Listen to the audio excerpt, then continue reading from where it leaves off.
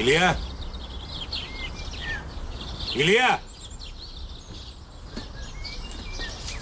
Ηλία! Λίλα! Ηλία! Ηλία! Α, Μαρκό, εσύ είσαι. Περίμενα κάποιον άλλον. Πώς από εδώ? Ήρθα να μιλήσουμε για τα φάρμακα που παίρνεις. Θα πρέπει να τα αντικαταστήσουμε με κάτι ποιότερο. Μου δίνεις μισό λεπτό να κάνω μία περιπολία? Να σε συνοδεύσω. Ακολούθα. Μάλιστα. Ηλία! Ηλία! Ηλία, πρέπει να εντάξουμε και ένα πρόγραμμα απεξάρτησης. Βασικά, Μάρκο, τα χάπια δεν είναι για μένα. Είναι για έναν φίλο μου, το Λίνο. Αυτόν που περίμενα.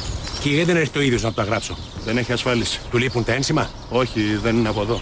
Α, δεν είναι από εδώ. Γι' αυτό και το όνομα Λίνος. Όχι, το όνομα του το έχω βγάλει εγώ. Τα δικά του τα ονόματα δεν μπορούμε να τα προφέρουμε εμείς. Από πού είναι, από την Κίνα? Όχι, από τον Κρόνο. Μέσα από τον Κρόνο? Όχι, γύρω-γύρω από ένα δακτύλιο. Βλέπεστε συχνά με τον Λίνο? Ναι, αλλά σήμερα έχω να το δω όλη μέρα. Θα έχει πάει στη Λαϊκή. Έτσι φαίνεται. Έτσι φαίνεται.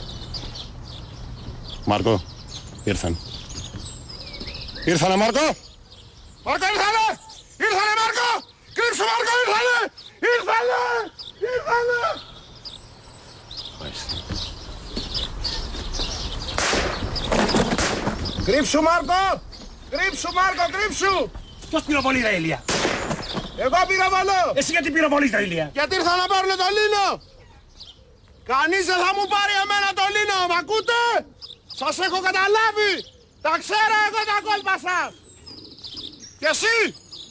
Τι εγώ? Σε έχω καταλάβει! Είσαι μαζί τους! Ήρθες να πάρεις το Λίνο!